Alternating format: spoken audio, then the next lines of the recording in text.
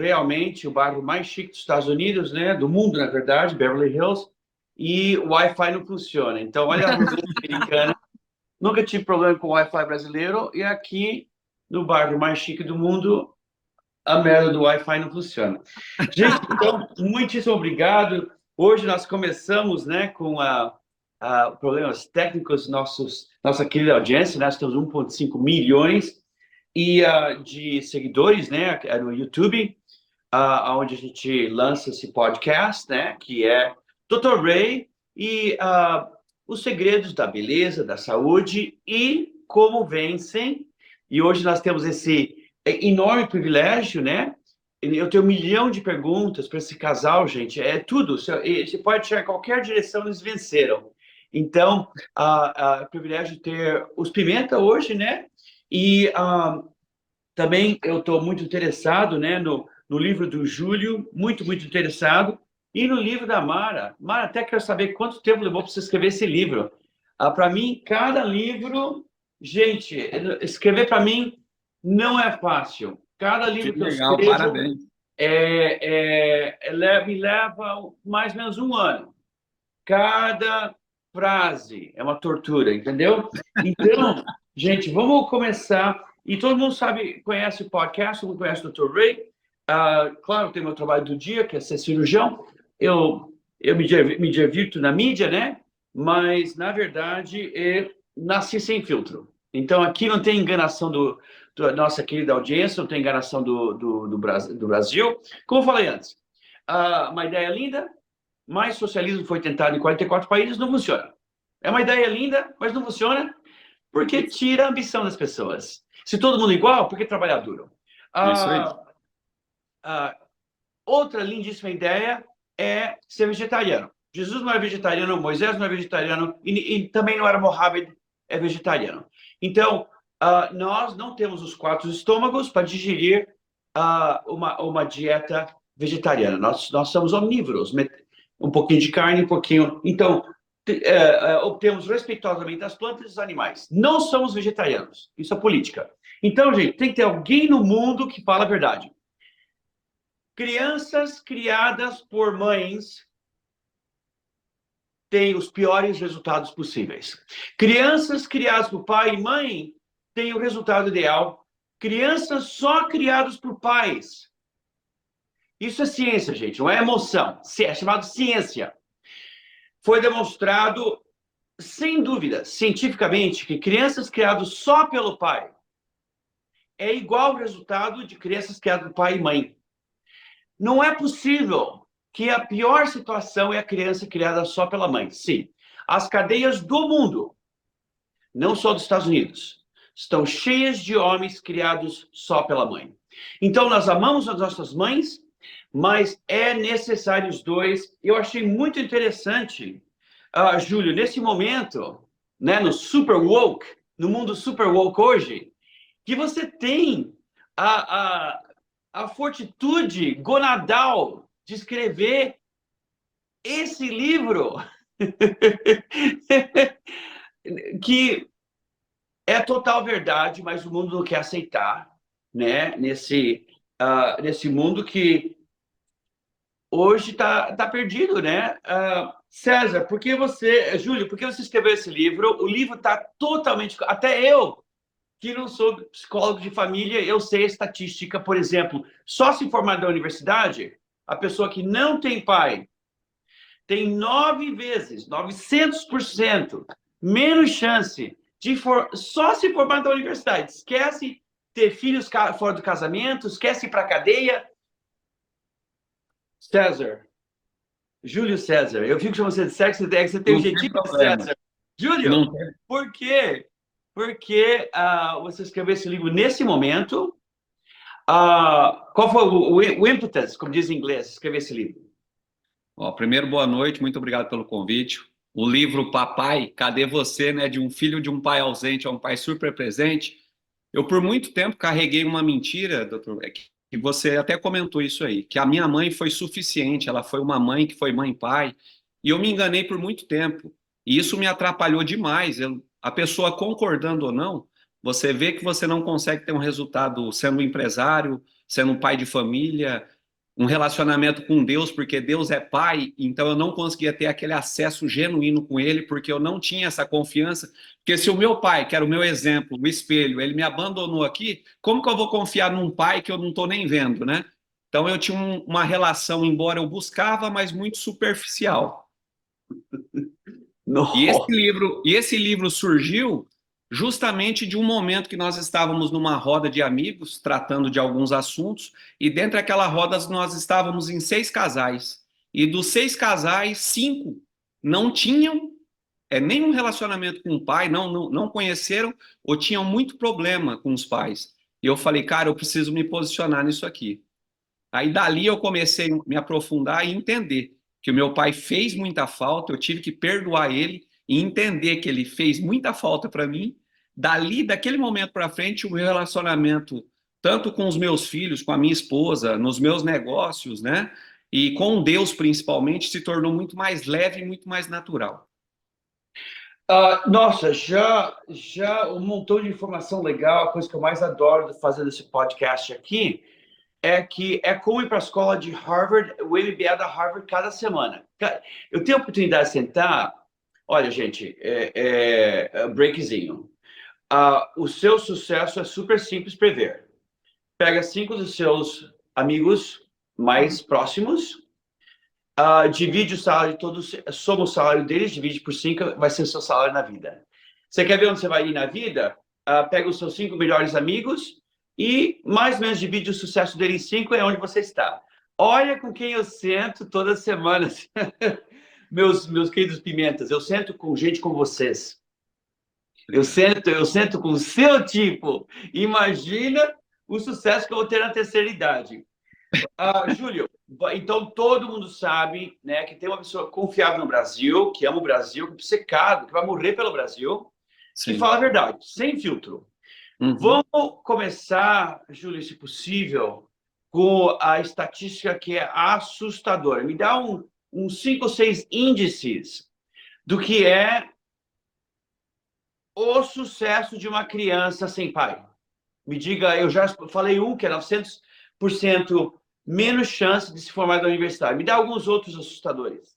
Olha, eu vi que 90% das crianças que estão envolvidas em crimes, na criminalidade, não têm o pai ou não conhecem o pai.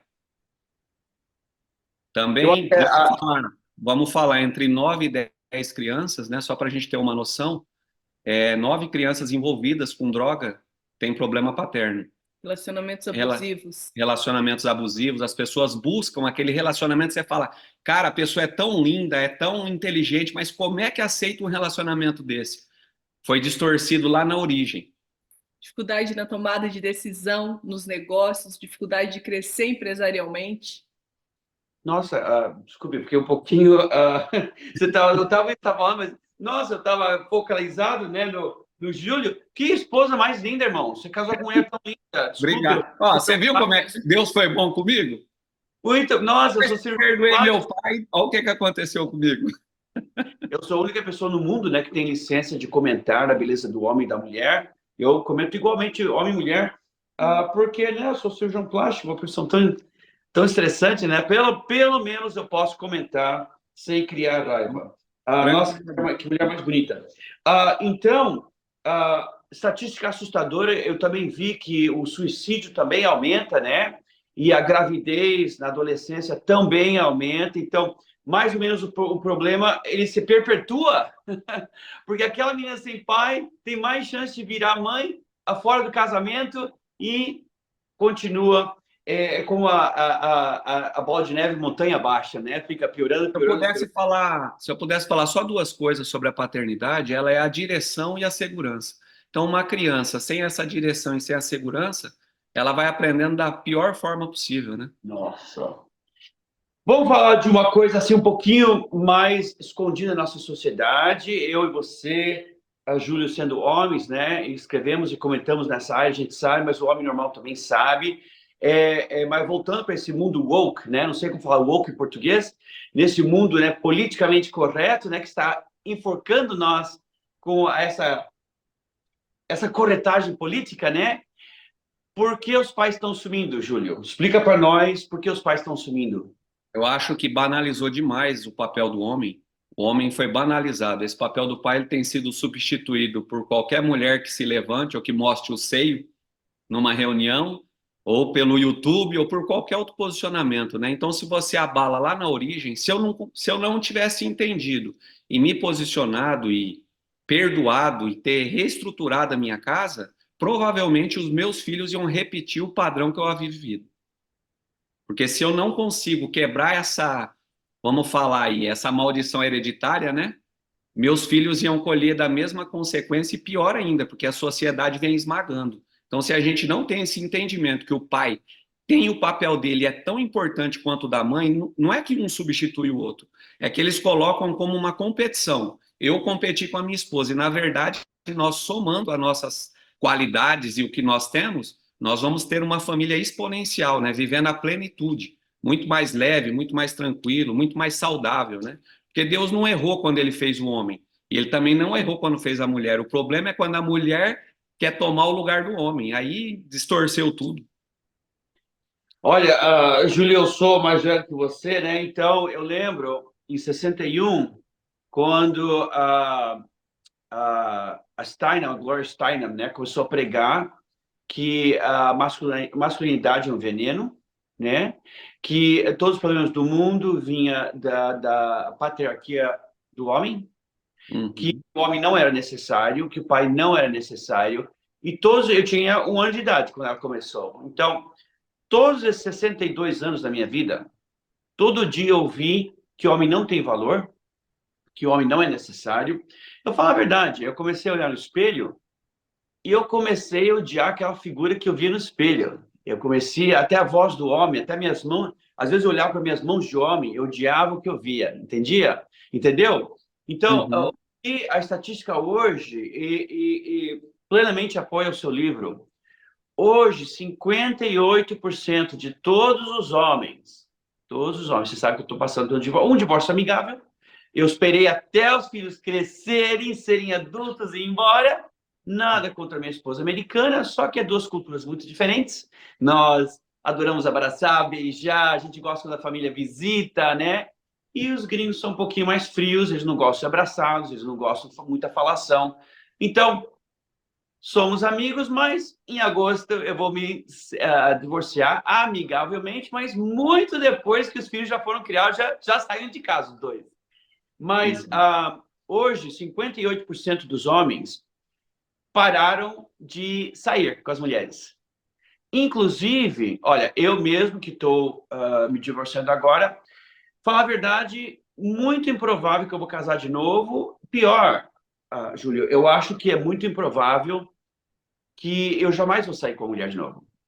Inclusive, tem dias que eu temo, eu e os outros desses 58% dos homens, tememos que nós perdemos o interesse.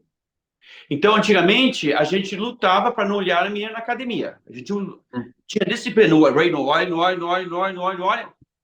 Passou uma década, não sentimos mais vontade de olhar. Gente, eu acho isso catastrófico para o mundo. Então, eu lembro de minha mãe sacrificada, surrada pelo meu pai, eu vejo a necessidade de feminismo. Mas até na medicina, o antibiótico em si é um veneno. Damos para matar a bactéria. Mas se você não tira do antibiótico dia número 7, vai ter problemas com o intestino por 1 ano.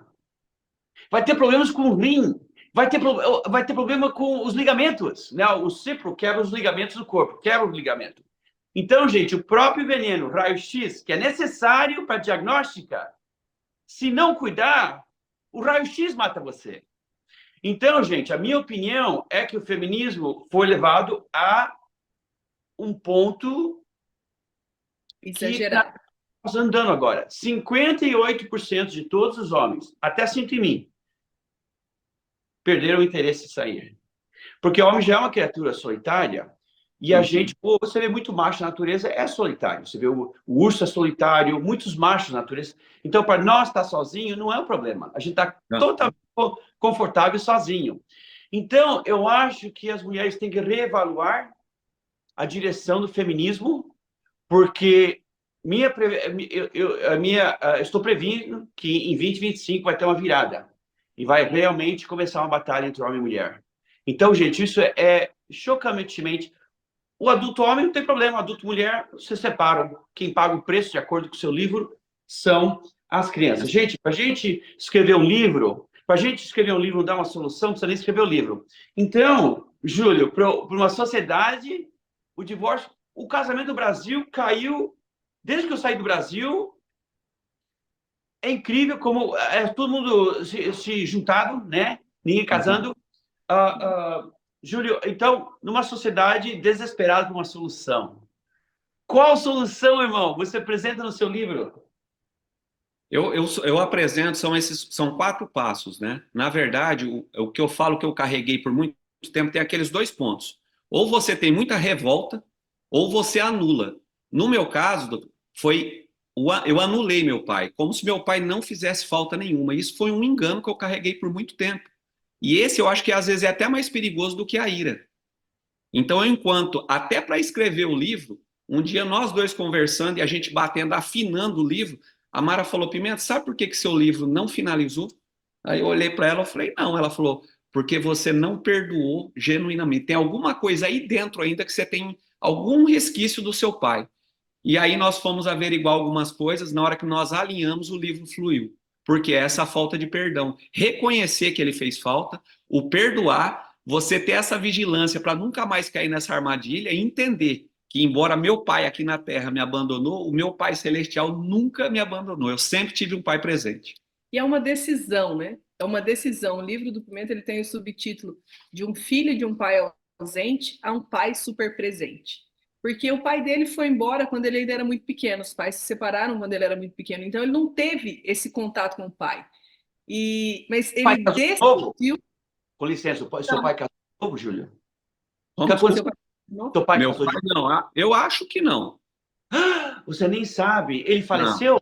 Ele Ele faleceu? faleceu, eu tinha uns 9 para 10 anos. Tanto é que quando ele faleceu, minha mãe. Só que minha mãe foi uma mulher muito sábia, embora tiveram o divórcio, os problemas deles ali, né? Mas ela nunca falou do meu pai mal. Mas por eu ver minha mãe passar as consequências, tudo que ela passou como uma mulher sozinha, acho que eu criei uma resistência, né? E quando ela deu a notícia que meu pai tinha falecido, eu só falei, tudo bem. Ela falou: você quer ir no velório? Eu falei: não, obrigado. Então eu criei esse bloqueio verdadeiro, eu não chorei, eu não tive nada, nenhum sentimento. Mara, eu interrompi você. Desculpe, coisa mais linda. Desculpe. Imagina, a gente é colocado nessa situação que eu queria falar é sobre a decisão de fazer diferente.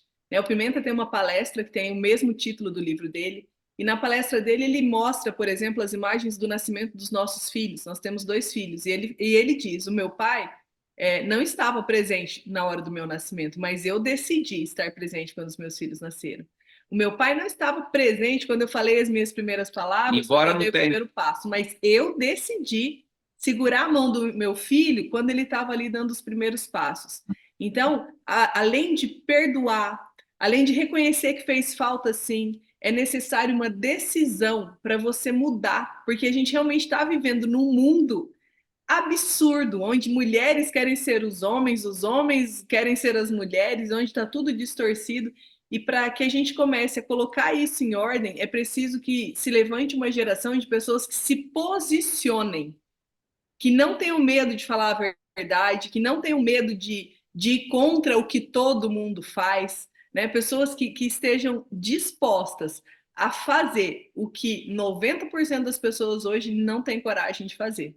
A mulher, ela tem muita capacidade. A gente dá um exemplo, aqui eu sou muito de dar exemplo, né? Eu dou um exemplo que a mulher é o Tesla, com várias tecnologias, né? Um carro sutil, não faz. É perfeito. E o homem é aquele caminhãozão de carregar madeira. Então a mulher quer fazer o papel do homem, por um tempo ela vai fazer, mas essa madeira vai desestruturar toda a suspensão. Na hora que der pane, vai dar um pau em tudo, vai parar todo o painel, para tudo, porque ela não foi feita para essa função. Embora ela ache que pode fazer essa função, possa fazer, ela não vai dar conta. E esse é o problema. Eles estão demonstrando que a mulher tem a mesma capacidade do homem. A mulher nasceu para ser cuidada. Ela não nasceu para governar e para dominar sobre tudo. Embora ela, por um tempo, ela consegue fazer isso. Mas não é essa a essência. Olha, vocês têm um casamento, né? Não pode nem mentir para mim, porque eu vejo como vocês as suas imagens se dobram, convergem, né? As imagens de vocês dois convergem juntos. Então, todo casamento é difícil, né? E foi planejado para ser difícil. É o último teste que Deus deu para nós. A gente fez batismo, fez tudo. O último, ok, classe, o último exame. Você é filho, seu trabalho bem feito, mas era seu sangue. Agora eu vou fazer o último teste em vocês. Será possível que você ame uma criatura que não é seu sangue, não é seu gênero e é imperfeita? Amamos São Paulo, né, o nome da nossa cidade, que matou 23 pessoas, incluindo São Estevão. E nós amamos ele escreveu metade do Novo Testamento. A gente ama um cara super quebrado. Então, o último, eu entendo o teste. Então, gente, casamento é super difícil. Ser profissional é difícil, ir para academia é difícil, ser lutador de jiu-jitsu é difícil. Então, eu acho também, e sem dúvida você deu dica no seu livro, se você estivesse recomeçando hoje nesse casamento, que eu sei que é maravilhoso, porque eu vejo, não pode mentir para médico, a gente sabe todos os seus segredos. A língua corporal é parte importantíssima da medicina, a gente lê você como um livro aberto. Então, eu já vejo nas suas formas que convergem que vocês têm um casamento que esforço foi investido e o resultado está aqui em frente de nós, será um troféu. Então, irmão, se você estivesse recomeçando, ok? Vocês dois, o que você faria diferente? Eu estou tentando dar uma dica para os nossos queridos seguidores, né? 1,5 milhões. O que eles fariam diferente? Eu descobri que toda crítica destrói, mesmo a crítica construtiva destrói. Eu aprendi que se eu fosse casar de novo, né, eu simplesmente não criticaria. Ponto. O que você faria diferente, Júlio? E para ajudar a nossa audiência, o que você faz? 1 ou 2 itens. Porque me parece que para a gente salvar o casamento, você fala no livro sobre, ok, pai ausente, esses os passos que você não sabemos o que ele passou, vamos perdoar ele. Então, você mostra os passinhos. Eu quero falar, antes de chegar a esse ponto, o que você sugere para nossa audiência? Se você tivesse recomeçando esse casamento maravilhoso, 2 coisas que você faria diferente. Eu pararia de criticar. Eu tenho 2 pontos que eu vou colocar. Uma comunicação mais assertiva, comunicação clara, transparente e menos orgulho. O homem não gosta de falar, né? A gente não gosta muito de falação. E a comunicação deteriora rápido, né? A gente, rápido. desculpa, nós trabalhamos com casais, então a gente percebe que às vezes são pontos tão simples, mas por não ser comunicado e não ser falados da forma que tem que ser falado, vira um transtorno. Acabou o casamento porque ele não me respeita. Não foi. Foi porque não foi alinhado. Algum detalhezinho que para ela fazia toda a diferença, ou para mim fazia diferença, e como não foi comunicado de uma forma clara, a gente vê empresas que quebram por causa disso. Imagina um relacionamento, né? E o orgulho. Se eu não tenho esse orgulho quebrado, e eu não entender que a minha esposa é a peça que... a gente fala assim, eu tenho um exemplo de falar que a Mara é a lixa na minha vida. Ela vai me lixar para me deixar na minha melhor versão. Ela que vai esculpir o que eu tenho que ser esculpido, sabe? Mas se eu não olho nessa linha, o orgulho eu trato ela como minha rival. Aí começa as desavenças no relacionamento. Você é muito mais civilizado, porque quando a gente vem eu também, claro, eu também fui criado sem meu pai, os mormons me adotaram, né? Graças a Deus me adotaram.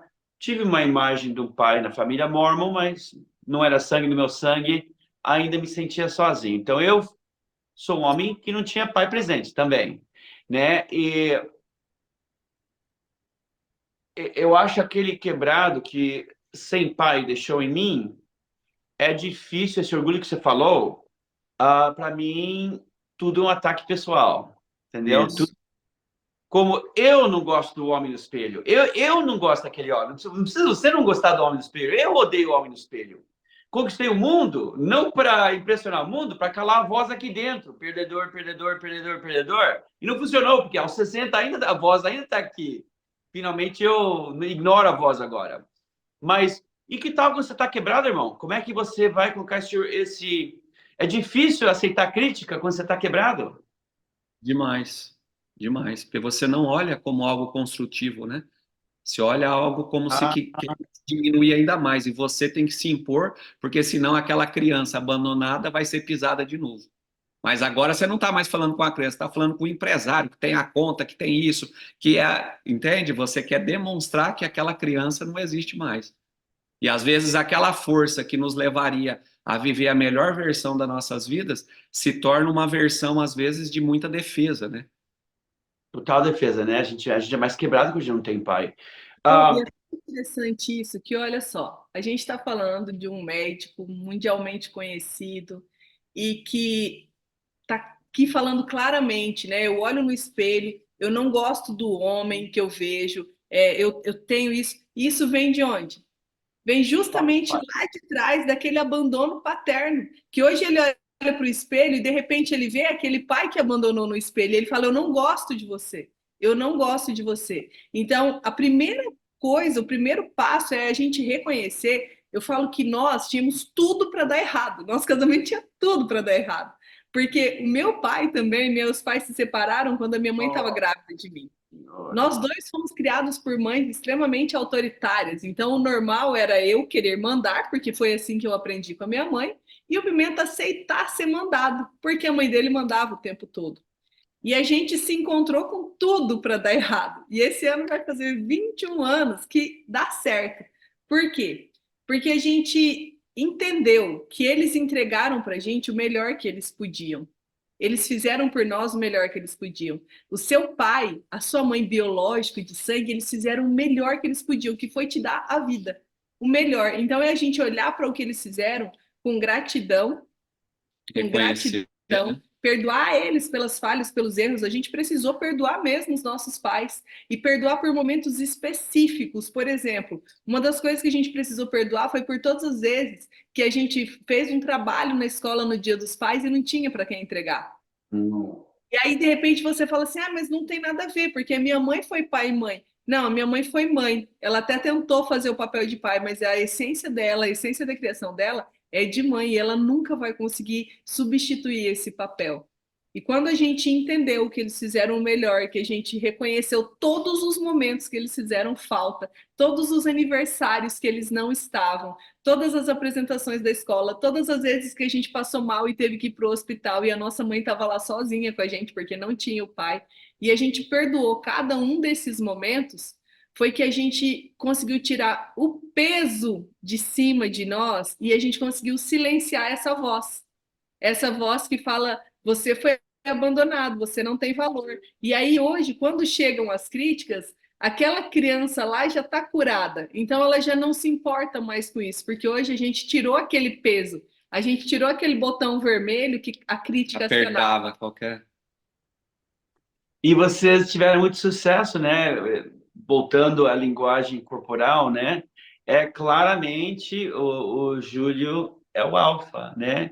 E você é a esposa super inteligente que apoia ele, né? Que são fazem decisões juntos, mas a gente sente, né? O Júlio claramente o alfa. Então, que sucesso, né, gente? Agora para fazer chorar mesmo, você sabe, Júlio, eu não tenho filtro, né?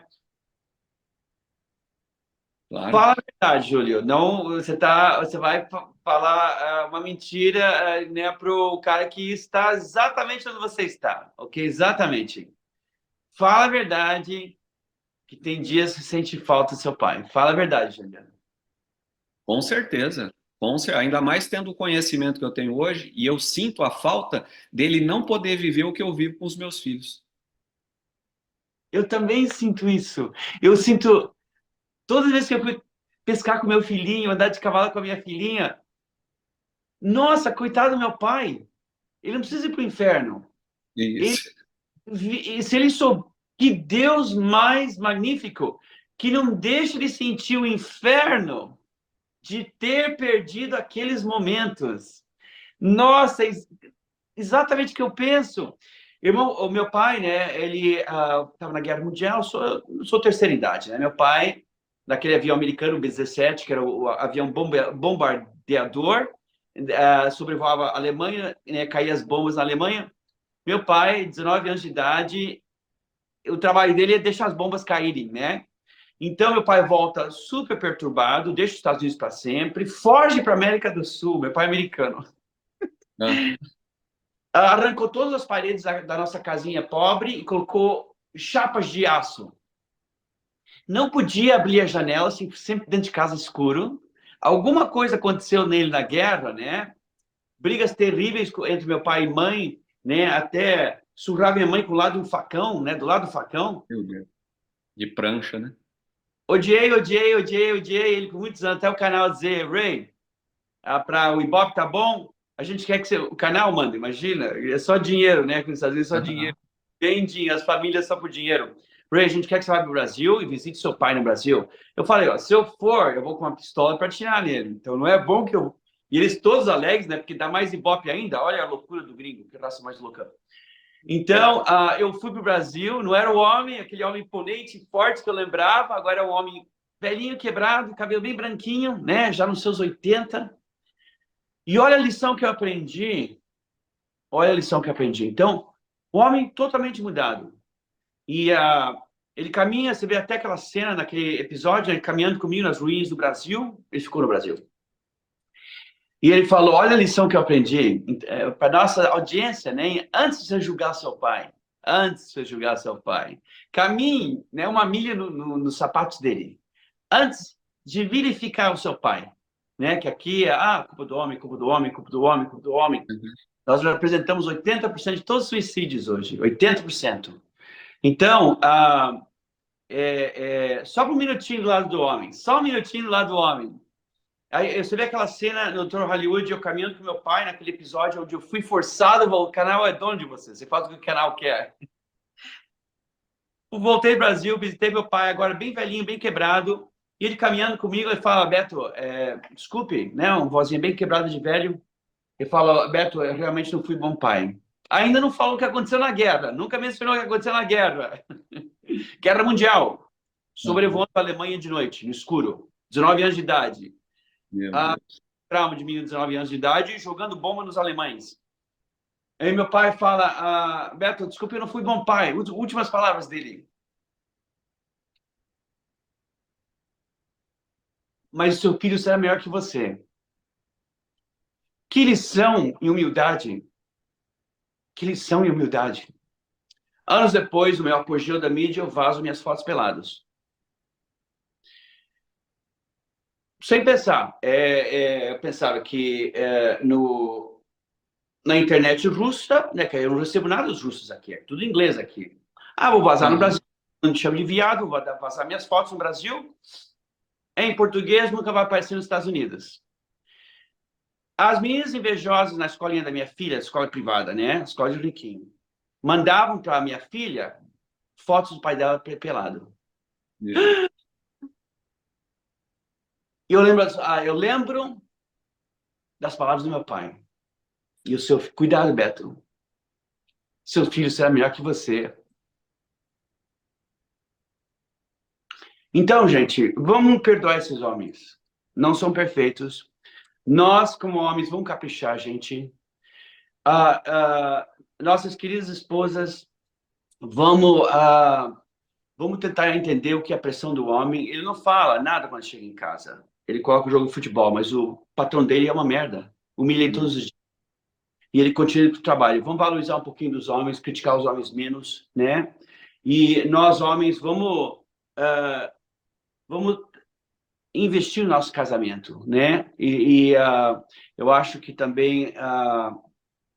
E hoje, eu falo a verdade, Júlio, quando eu for para o paraíso, eu espero... A primeira coisa que eu pedi para Deus, será possível que eu visite meu pai?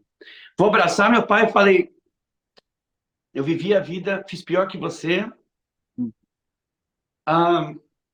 Desculpe que eu te julguei.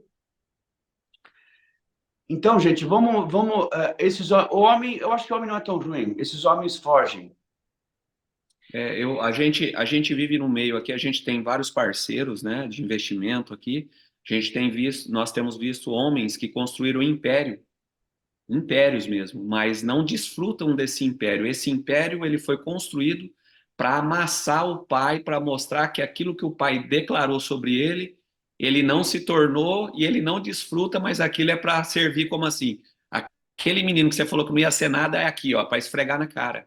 Então, se a gente não curar na raiz, não perdoar na essência mesmo, a gente não desfruta nem estando morando no bairro de Beverly Hills ou eu morando aqui em Alphaville, a gente não vai desfrutar porque isso tudo é para algo ruim.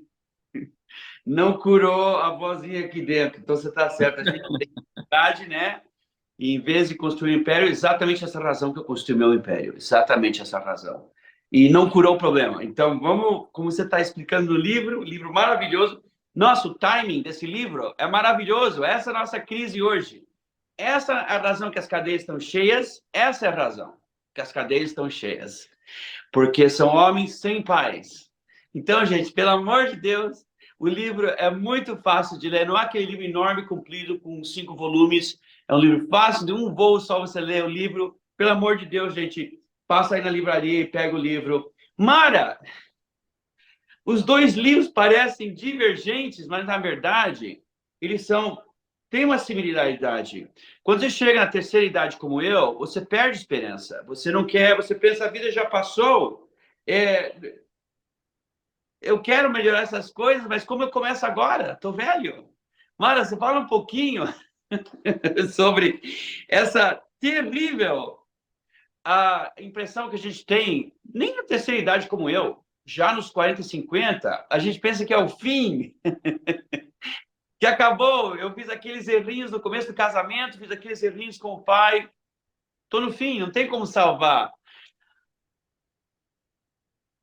Mara, existe um fim ou tudo é um possível começo? Dr. Ray, bom, você me perguntou quanto tempo eu demorei para escrever esse livro. Tá aqui. Esse livro aqui, ele foi escrito em 7 dias dentro de um reality show. No reality, eu vi. Dentro de um reality show onde nós escrevemos 7 livros em 7 dias e o meu livro foi um... Isso. É aquele reality literário, né? Eu vi. Isso, a Casa Literária, isso aí. Eu vi. Sair esse livro e escrever esse livro foi a parte mais fácil. A parte mais difícil foi conseguir me levantar para escrever esse livro, para pegar tudo aquilo que eu aprendi, tudo aquilo que eu vivi, me curar dessa dor e decidir organizar num passo a passo. Para quem que é esse livro? Esse livro é para todo mundo que sofreu com alguma situação na vida e acredita que acabou, que é o fim. Se acabou, de repente, um relacionamento, de repente perdeu o trabalho, de repente tomou um golpe financeiro. Esses dias eu fui no aniversário levar minha filha e tinha uma mulher falando daqui, de Alphaville, que o marido dela tomou um golpe gigantesco e estava no quarto há meses. Então, esse livro é para ele. Esse livro é para todo mundo que sofreu de alguma forma e olha para essa situação e fala, não tem mais jeito. Acabou para mim. Em 2019, nós temos uma empresa de organização de eventos. Então, cada vez que a gente pode fazer alguma coisa que não seja festa, a gente prefere não fazer a festa, porque a gente fazia muito evento. Em 2019, aniversário do nosso filho, Davi, a gente resolveu, ao invés de fazer uma festa, fazer uma viagem para celebrar o aniversário dele. Ele faz aniversário no dia 20 de junho e eu faço no dia 22. Então, nós reunimos todos os primos, as 2 avós, e fomos para Cuiabá, que é a capital do Mato Grosso, para a gente passar aquele final de semana lá. E foi incrível, mandamos fazer camisetas para a família toda, fomos para a Chapada dos Guimarães, fomos para o shopping, fomos jantar. Foi incrível os dias que a gente viveu ali. E no sábado a gente estava voltando para casa para comemorar o meu aniversário. A gente saiu do hotel por volta de umas 10 horas da manhã. O Pimenta estava num carro com a mãe dele, os nossos 2 filhos e o meu sobrinho mais novo. E eu estava no outro carro com a minha mãe, os 2 filhos da minha irmã e o mais velho do meu irmão, que na época os mais velhos tinham 14 anos. E a gente voltando para nossa casa, uma estrada muito perigosa, um carro abriu para ultrapassar e veio de frente comigo. Eu saí para o acostamento que não existia, tinha um desnível no asfalto de 30 centímetros e ainda tinha um buraco. Então, quando eu saí, bateu o eixo dianteiro ali, quebrou o eixo dianteiro do carro. Ele arrancou inteiro. E nós saímos capotando o carro. Eu estava dirigindo o carro. Quando o carro parou, a minha mãe ainda perguntou: estão todos bem? E os meninos responderam: sim, vó. E eu não respondi porque eu não sabia se eu estava viva, se eu não estava. Eu estava tentando entender o que tinha acontecido. A gente estava de cabeça para baixo no carro. E aí eu mexi as mãos, mexi os pés, eu vi que eu tinha movimentos. Perguntei para o meu sobrinho se ele estava bem, ele respondeu. E aí eu comecei a chamar os meninos, eles foram respondendo. Quando eu chamei minha mãe, ela já não respondeu mais. Nós saímos pela janela do carro, a gente foi para a beira da estrada.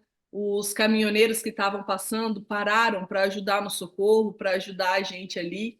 E eu acredito que uns 10 a 15 minutos depois, a gente estava orando para que Deus tivesse misericórdia da vida da minha mãe. Ela ficou dentro do carro. Eu e os meninos saímos andando do carro. E aí alguém chegou e disse para a gente assim, ó, não precisa mais, ela já morreu.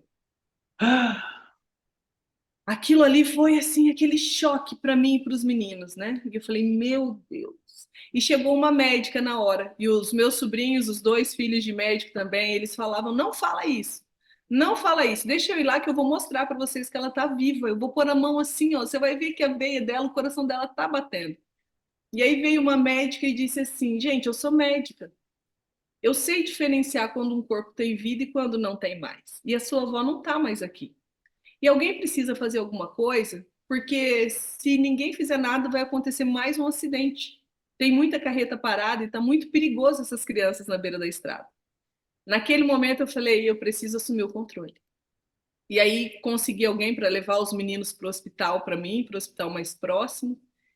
E nessa hora eu ajoelhei ali na beira da estrada e foi quando eu olhei para o carro e eu falei exatamente o que está escrito aqui, ó. É o fim. É o fim. Acabou para mim. Não tem mais razão para eu ser feliz, não tem mais razão para eu comemorar o meu aniversário. Acabou a vida da minha mãe. Eu estava no carro do meu irmão, um carro sem seguro, tinha tirado há pouquíssimo tempo. Acabou com o carro. O trauma que ficou na memória dos meus sobrinhos, verem a avó falecer daquela forma do lado deles. E eu Não. acreditei que era o fim. Né? Ali na beira da estrada eu vivi grandes experiências, até que o Pimenta chegou para me buscar. Ele chegou antes do socorro, ele chegou na Não. cidade onde o meu irmão estava esperando a gente para almoçar, e ele parou para esperar para a gente chegar junto. Como eu não chegava, ele resolveu voltar. Ele me pegou, me levou para o hospital. Minha mãe realmente faleceu naquele acidente. Foi tudo muito traumático, muito difícil. Eu esqueci a minha assinatura por um tempo. Eu esqueci noção de manhã, tarde e noite. Eu recebi todo tipo de ataques emocionais, espirituais naquele período. E eu acredito, doutor Ray, que por uns 6 meses eu acreditei 100% nisso, que tinha acabado para mim. Então, nesses 6 meses eu não vivi, eu sobrevivi. Eu via memórias o tempo inteiro do carro vindo de frente, eu via o tempo inteiro o nosso carro capotando, eu sentia a terra do capim passando pelo meu rosto na hora do capotamento, e eu convivia com essas memórias. E quase 6 meses depois, a gente estava no carro, eu sempre estava com crise de choro, eu sempre estava com ânsia de vômito. Se um carro abria para ultrapassar, eu já levava minha mão na frente A do viagem rosto. para ela era uma tortura, né? E nós viajávamos muito ali, porque mesmo que o aeroporto você tem que fazer aquele trajeto para pegar o voo, indiferente, né? Não tinha. E nesse dia eu estava no colo do Pimenta, chorando, chorando, né? Por conta do tanto que eu estava passando mal. E Deus me mostrou um livro. E era um livro bem grosso, e ele girava as folhas assim, e a página acabava como se acabasse assim, no meio da página. E aí ele me dizia assim, ó, você está vendo toda essa história para cá? Isso aqui é a história da sua mãe. E aí ele virava a página. E quando ele virava a página, tinha um novo capítulo começando. E aí ele me dizia assim, ó, daqui para frente, quem escreve é você. E vai ser muito mais fácil porque você já tem a experiência de tudo que ela já viveu. E aí ele me disse assim, ó, não é o fim, é o começo. É um novo começo e vai ser ainda melhor do que tudo que você já viveu até aqui. Com essa palavra, eu levantei e eu falei, Pimenta, Pimenta, Deus acabou de falar comigo. E aí eu falei para ele me mostrou um livro e foi assim, assim, assim.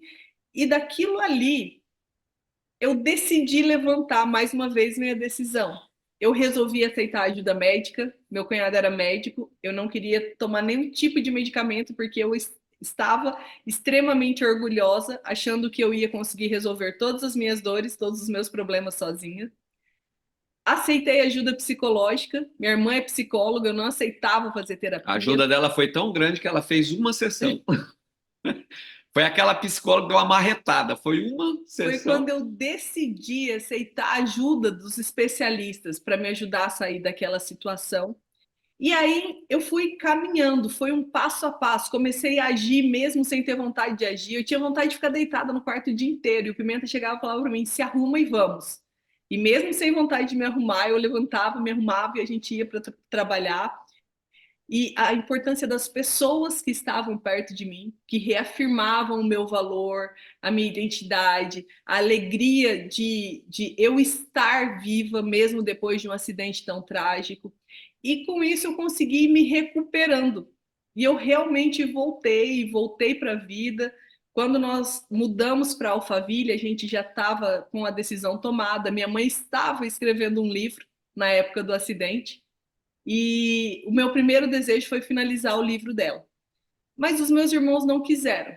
Eles não se sentiram à vontade. Aí eu falei, tudo bem, então eu posso escrever o meu livro. E foi uma coisa muito louca que nós chegamos em Alphaville e eu acho que 2 meses depois, 2 ou 3 meses depois, eu fui convidada para participar desse reality show. Fiz o meu vídeo na sexta-feira, no sábado à tarde eu já tinha recebido a ligação dizendo que eu estava convidada. E aí, aqui no livro, eu conto como tudo aconteceu e eu compartilho os 7 passos que eu utilizei para sair da situação mais difícil da minha vida. E esses 7 passos é o que eu falei, ele serve para qualquer tipo de trauma. Alguém que acabou um casamento e acha que não tem mais jeito. Se você seguir os 7 passos que eu coloquei aqui, um após o outro, um depois do outro, você vai vendo o resultado chegando, a vida chegando novamente e muito melhor do que Eu tudo que já viveu eu até acho que aqui. para validar o livro da Mara, ela ainda estava no reality ainda, mas eu já estava com o backup do livro dela para fazer as correções, né? E nós estávamos com uma funcionária em casa com muito problema. Eu via que ela era uma pessoa muito triste, muito fechada. E ela falou: Seu Pimenta, eu posso pegar o livro da Mara para mim ler? Eu falei: Olha, não está pronto, mas não pode mostrar para ninguém, né?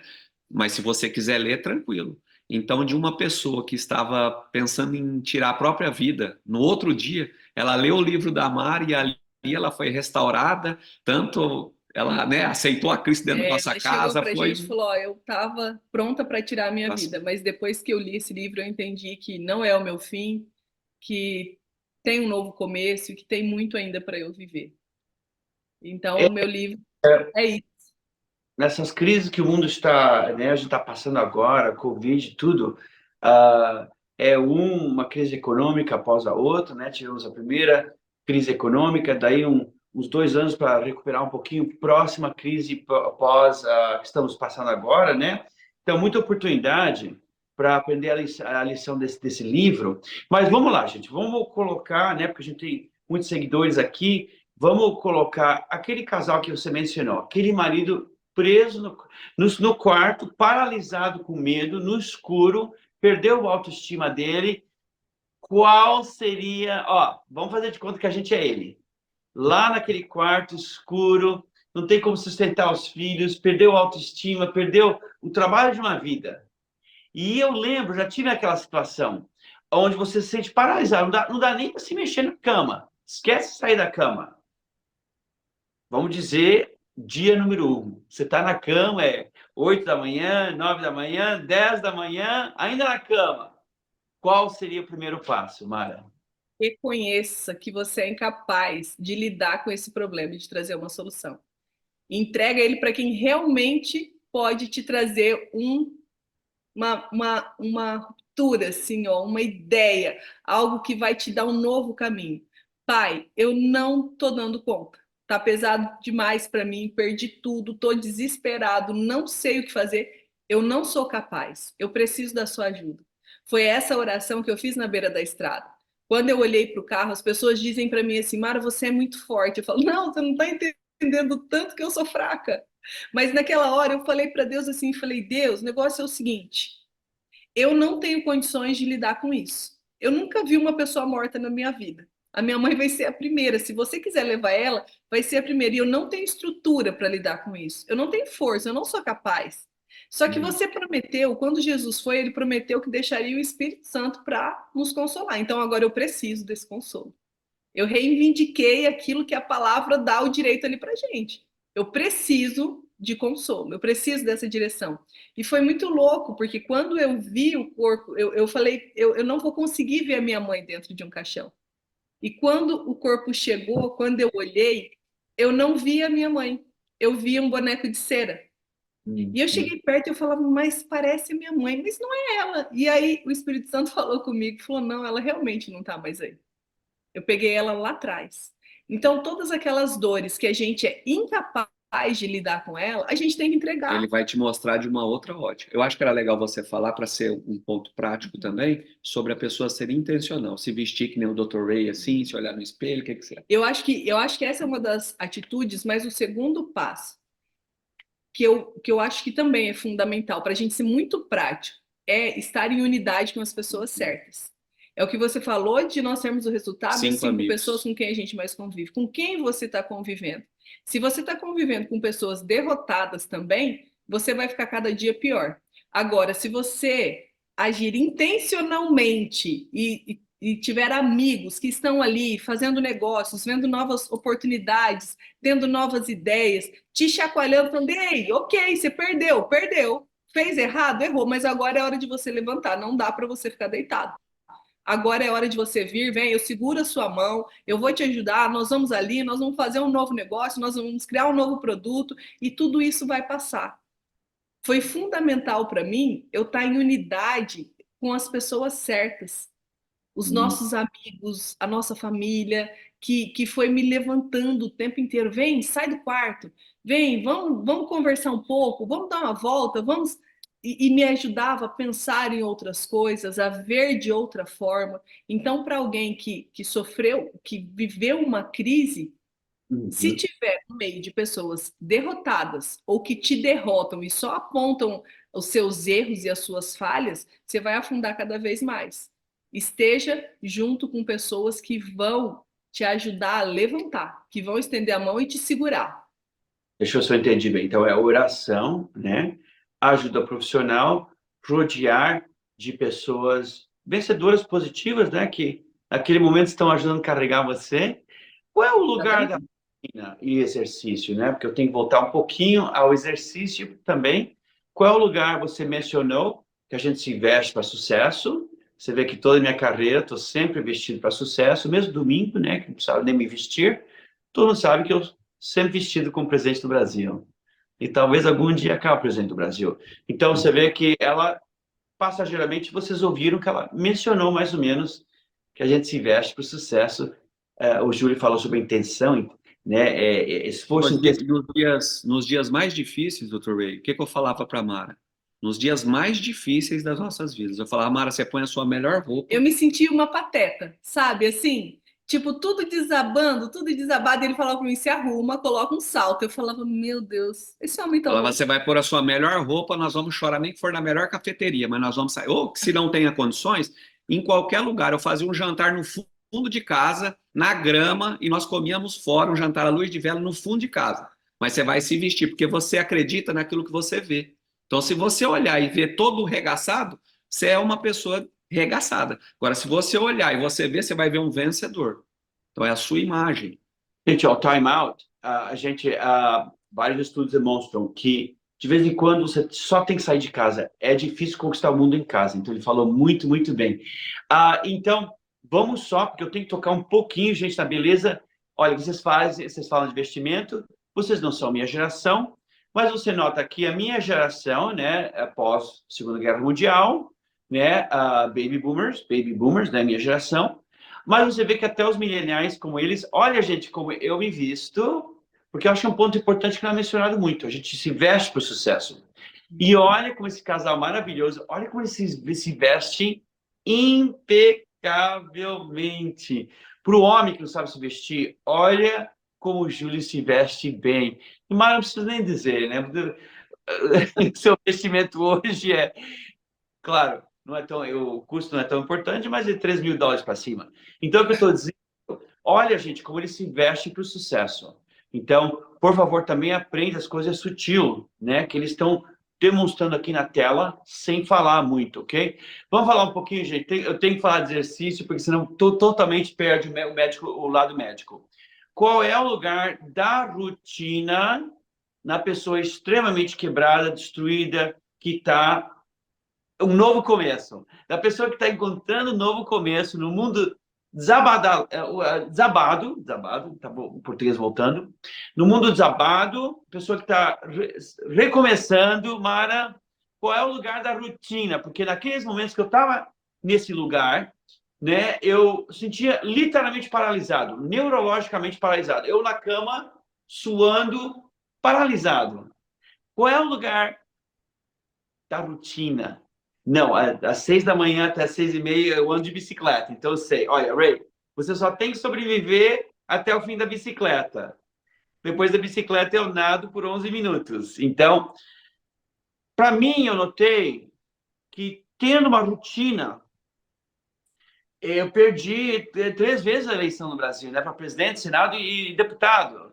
Então, eu me encontrei nessa situação, nem ligava a luz mais. Então, eu notei, não, Beto, depois você procura a corda, tá lá na garagem, mas das 6 às 6:30, a gente vai andar de bicicleta. Terminou a bicicleta, você depois encontra a corda, mas das 6:30 até as 7 a gente vai nadar. Então, eu encontrei na rotina diária, exatamente a mesma coisa todos os dias. A gente até vê nos hospitais de psiquiatria que eles têm uma rotina séria. Qual é o lugar da rotina, Mara? É uma decisão, Dr. Ray. É o que você falou, é uma decisão.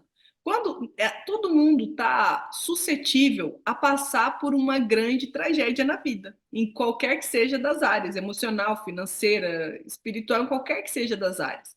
E aí a gente tem duas opções: ou a gente fica prostrado a vida inteira, ou a gente decide se levantar. E quando a gente decide alguma coisa, a gente faz isso mesmo que a gente não tenha vontade de fazer. Alguns anos a gente já treina. Alguns anos a gente treina, mas eu preciso ser verdadeira e dizer que por muitos anos a gente treinou buscando uma perna musculosa, buscou um braço mais definido. Eu ainda não achei, tá? Mas estou no caminho aí. Mas Tem bomba é melhor. Magrinho então é melhor do que a bomba que a gente sabe. Com certeza. Há alguns anos, Dr. Ray, nós entendemos o exercício físico de uma forma completamente diferente, como uma fórmula, primeiro, para potencializar os nossos resultados, potencializar o nosso bem-estar. Hoje nós entendemos, é como você disse, né? Nós fomos bombardeados de tantas formas ao longo da nossa vida que nós entendemos que nós temos uma mensagem muito preciosa que precisa ser entregue. A gente pode falar sobre finanças, sobre paternidade, sobre empreendedorismo, sobre relacionamento, sobre criação de filhos, e essa mensagem precisa ser entregue. Mas se a gente não tiver um corpo forte, a gente não vai ter disposição para sair da cama. Então, nós decidimos correr todos os dias. Nós decidimos treinar todos os dias. Dá vontade todos os dias? Não. Conta a nossa rotina, como que é de manhã? A gente acorda a primeira coisa, só para a gente dar um... Quando a gente acorda, a primeira coisa que a gente vai fazer é ler a palavra e ter o nosso momento de alimentar o nosso espírito. Então, a gente conecta o nosso espírito com Deus. A gente faz essa conexão, a gente lê, a gente ora juntos. Mesma frequência. Quando você lê as escrituras, eu prefiro ouvir, né? Porque eu estou malhando, eu prefiro ouvir, eu coloco o áudio, né? O áudio tem escrituras, né? Tem aplicativo com as escrituras. Então, eu coloco estou malhando, ouvindo as escrituras, ela coloca você na mesma frequência. Aqui é a frequência do ser humano, aqui é a frequência de Deus. Quando você começa a ouvir as escrituras, você acaba na mesma frequência que Deus. Você começa pensar como ele pensa. Você começa a fazer as decisões celestiais. Você começa a Exatamente. então como ele. Diminui absurdamente os erros, as atitudes erradas, os pensamentos errados. A gente consegue conexão. Eu só queria pôr um ponto aqui, só para me cortar mais rapidinho. A gente, por muito tempo, nós levantávamos já com o dia derrotado. O celular já olhando o WhatsApp, hoje o dia vai ser um caos, eu tenho que resolver, eu tenho que fazer. Hoje nós levantamos muito cedo, a gente já levanta agradecendo e a gente já levanta profetizando que o nosso dia vai ser, porque Que nós vai ser o determinamos. melhor dia das nossas vidas Aí até aqui. entra na frequência que a Mara vai. A gente vai para a leitura da palavra, a gente ora junto, a gente declara sobre o nosso dia, a gente declara sobre a vida dos nossos filhos, e aí a gente vai para onde? Para atividade física. Nós vamos correr, a gente corre 5 quilômetros, a gente treina, a gente vai treinar juntos. Aqui no condomínio onde a gente mora, hoje nós moramos num condomínio que tem uma academia linda, que tem uma vista linda na frente, mas nem sempre foi assim. Leões da América do Sul, exatamente. Isso, mas nem sempre foi assim, só que isso não pode ser um determinante, porque se você não tiver essa rotina, você nunca vai chegar no ponto de treinar numa academia linda de frente para um lago, se você não conseguir estabelecer uma rotina na sua vida. Adorei. Pois é, Pessoal, gente. dá um breakzinho, pessoal lá em casa, já notaram dos 10 convidados que a gente teve esse ano, que uma coisa em comum em todos eles, porém, cada um vem de uma profissão diferente, todos vencedores que a gente entrevistou esse ano. Vocês notam uma coisa, meus queridos em casa? Todos eles têm isso em comum. Eles têm a positividade. Eles criam a realidade deles. Eles não... É isso aí. O mundo não determina os caminhos deles. Eles forçam pela palavra, né? Se Deus criou o universo com a palavra, nós somos Deus. É isso aí. Temos o mesmo poder? Pensa bem. O leãozinho já tem as garrinhas, ele já sabe lutar com o pai, ele é só um pouquinho mais fraco, mais pequeno. Mas a lutinha dele é exatamente com a lutinha do pai. Então, gente, se Deus criou, ele não deu um raio, ele não deu um golpe, Deus só falou, let there be light. Deixa ter luz, e a luz apareceu. Se Deus criou a realidade do universo com a voz dele, então nós, com filhos, temos o mesmo poder. Nossa Senhora! Notamos isso, Júlio, notamos isso em todas as pessoas que a gente convidou esse ano, né? Que a gente lança em setembro.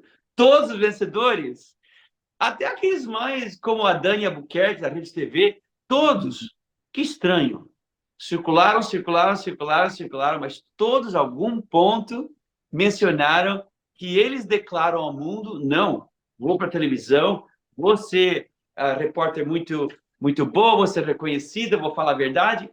Eles criam a realidade. A realidade não atua neles. Eles criam a sua realidade.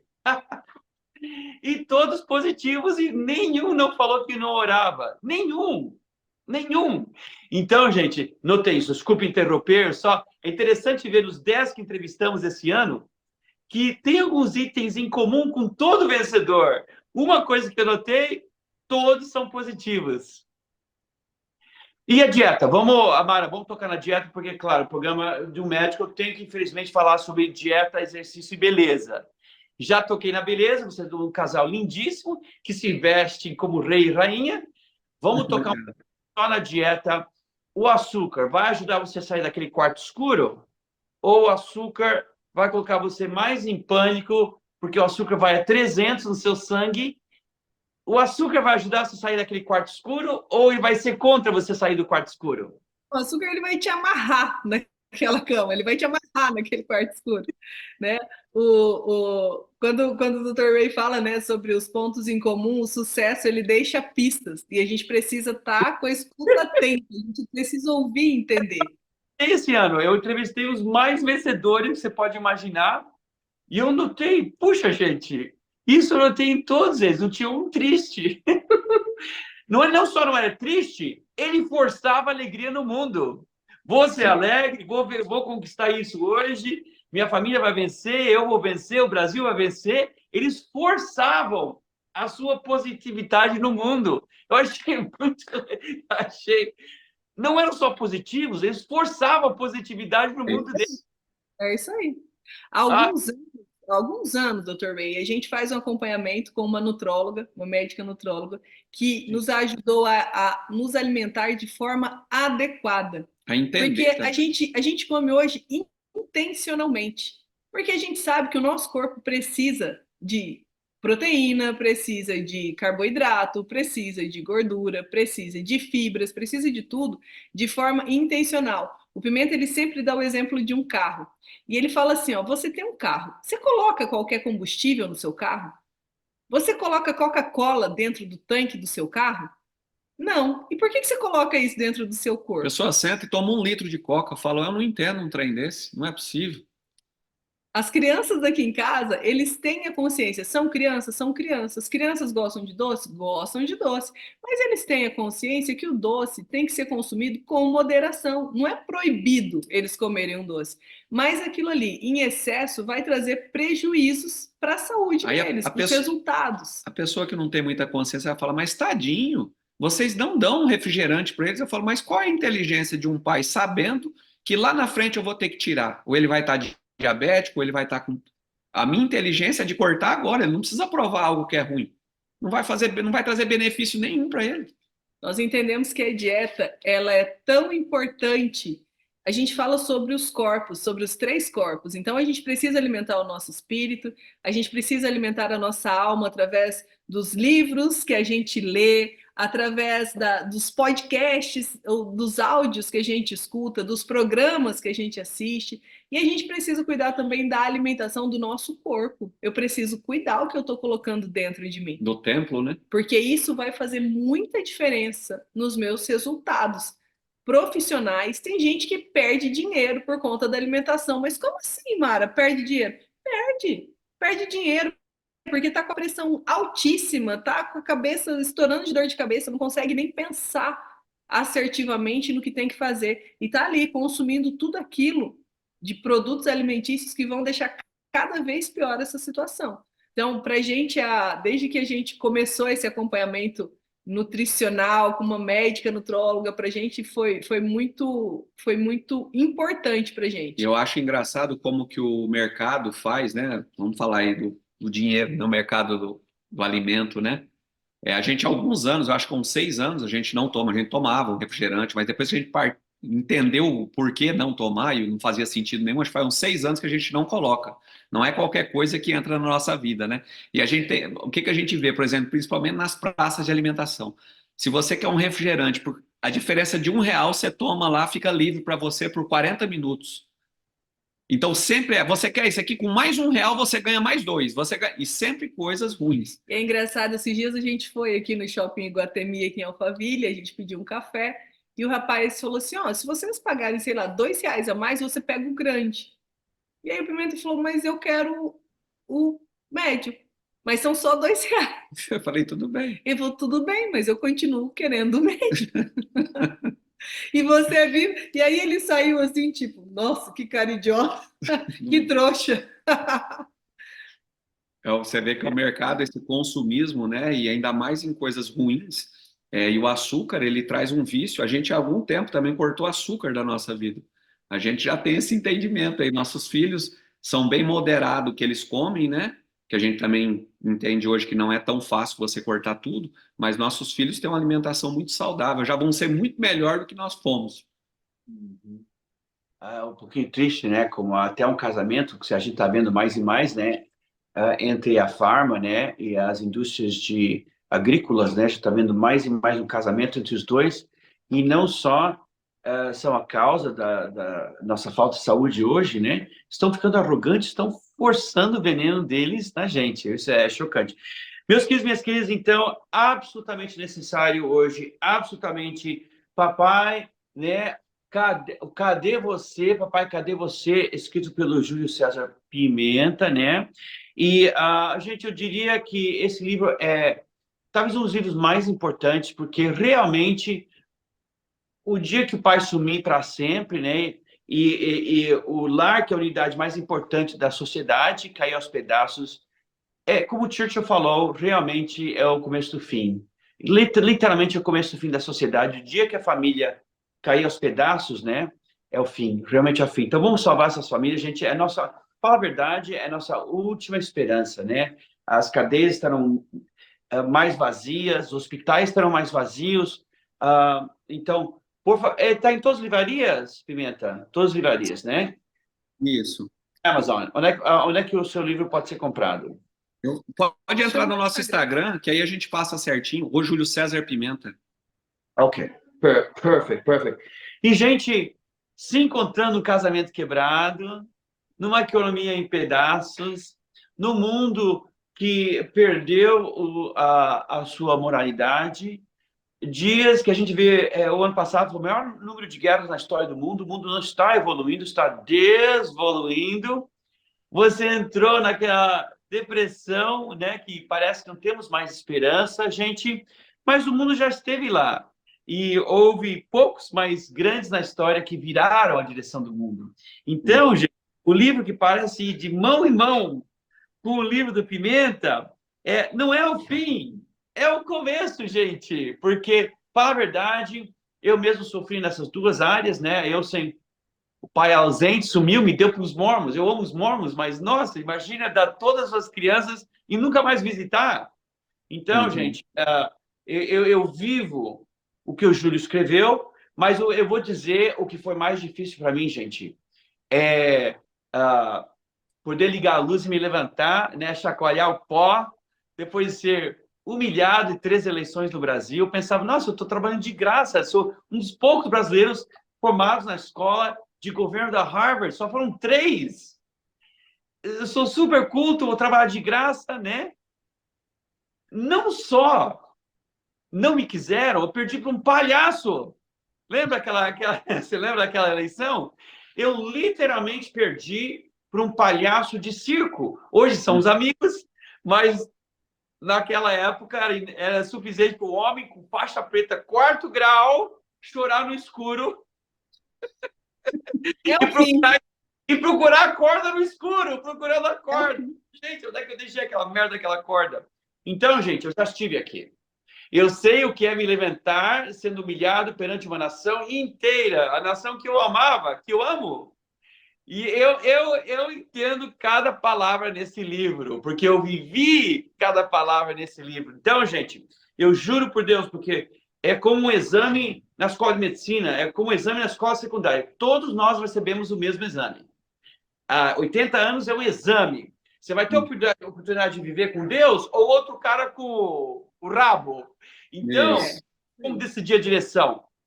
Por 80 anos, nesse exame de 80... Então, nós, basicamente, todos recebemos o mesmo exame. Coração quebrado, a perca do nosso esforço, perca de dinheiro, alguém enfiou o facão nas nossas costas. Todos nós passamos pela mesma coisa, só a ordem do exame é diferente, para um não copiar do outro. Então, gente... Toda escolha ela é difícil. Toda escolha ela é difícil. Eu posso escolher viver numa cama, é difícil essa escolha. Eu também posso viver a melhor versão que Deus me criou para ser. Também é difícil, mas aí cabe a você escolher o que você quer viver. Os resultados que você quer colher lá na frente. Gente, eles me pagam, né, para ter um podcast. Mas, falar a verdade, eu devia pagar a empresa por ter a oportunidade de falar com tão vencedores, gente. Nem os meus 2 diplomas da Harvard é igual o que eu passo todas as semanas aqui falando com esses vencedores. Pimentas, eu estou muito, muito grato, Júlio, pelo o que eu aprendi. Na minha idade também é difícil. Na minha idade, estou velho, não tenho mais chance, meu programa foi cancelado 10 anos atrás, acabou, eu estou no meio de divórcio. Eu preciso disso! E nós... eu quero falar uma coisa, doutor Ray. Você carrega uma mensagem que você não seja movido nem pelas críticas nem pelo elogio, mas pelo propósito que Deus colocou dentro de você. Espero aqui para votar em você da outra vez aqui. Gente, então, mesmo a pessoa na minha posição da vida que teve um certo sucesso, até eu, a luta todos os dias, gente. E faz sentido. Se você passar esse exame, você vive com Deus por toda a eternidade. Então, o exame vale a pena, mas como todo exame, né, tem uma maneira de se preparar para o exame. Aqui está uma das preparações mais importantes. E, gente, se a gente não salvar os nossos pais, a sociedade está caput, ok? Meus queridos, bonitões, vocês são tão lindos. Olha como tão bem. E eu agradeço vocês demais. Obrigado por deixar minha tela tão bonita. Vou tirar uma foto de nós. Você permite? Hey, Robbie, can you take a picture of us here? I'm on my podcast. Meu filho muito bonitão. Can you take a picture for me? Lara, can you take a picture for me here? Se eu colocar a mão na câmera, vai mostrar minha mão. Oh, that'd be great. Take a picture like this and then take one with my phone. Okay. Like this? Yeah, let me get my flag. Like Muito orgulho, ó, eu e Ayrton Senna. If you could take just a picture with my phone right here. Sure. So just you grab top and bottom. From the Or back. like screenshot it? Yeah, screenshot. Okay. É namoradinha do meu filho. E ela é pianista clássica. Parabéns. I told her that you are a classical pianist. Yeah. Very good. Se permite, tinha umas fotos de nós, que a gente está muito bonito, não pode jogar fora essa oportunidade. Agradeço porque me ensinaram, porque eu realmente lutei com esses dois problemas. Eu mesmo, né, que o mundo pensa que eu tive tanto sucesso. Eu mesmo, né, quando as luzes das câmeras estão apagadas, eu também luto essa batalha. Então, muito obrigado. Amo vocês. É impossível não amar vocês. E, gente, vamos pegar esses livros porque tem uma receita na vida. Só você tem que ler a receita antes de queimar o bolo. Quando a gente aprende com alguém que já passou e já superou essa fase, a gente consegue acelerar o processo. Fica muito mais fácil. É muito mais fácil. Para a gente foi um prazer estar aqui com você, te dar essa entrevista, conversar Compartilhar hoje, um pouquinho da nossa pouco história. da nossa história. E nós queremos te receber. Quando vier para o Brasil, nós queremos te receber aqui e te entregar esses livros aqui, ó. Autografados. Os dois, pessoalmente, tá aqui te esperando. Não esqueça a oferta, gente, porque em setembro eu estou aí, palestrando nas escolas de medicina, e eu estou sempre no seu bairro, né, o Almilcar, aí da Rede TV, sempre me convida, e você que vive perto de vocês aí, eu estou sempre por de qualquer maneira. Então, amo vocês, gente, e a gente salvou a gente salvou nossos pais, nosso casamento, gente, mas não vamos dar as costas para o Brasil, hein? Não vamos. Com certeza. Vale a pena salvar o Brasil. Vale a pena, porque eu consegui sucesso aqui nos Estados Unidos, sucesso na Europa, mas você consegue sucesso aqui fora. Mas são países tristes. Você já esteve na Europa, que triste a Europa, né? Que triste Estados Unidos, gente. Vamos salvar o Brasil, gente. Um país que você pode ter sucesso, mas no Brasil também tem alegria. Então, vale a pena salvar o Brasil, gente. Então, não esqueça do Brasil também. Com certeza. Obrigado, viu? Obrigada. Tchau, tchau. Tchau, tchau. Bonitos eles.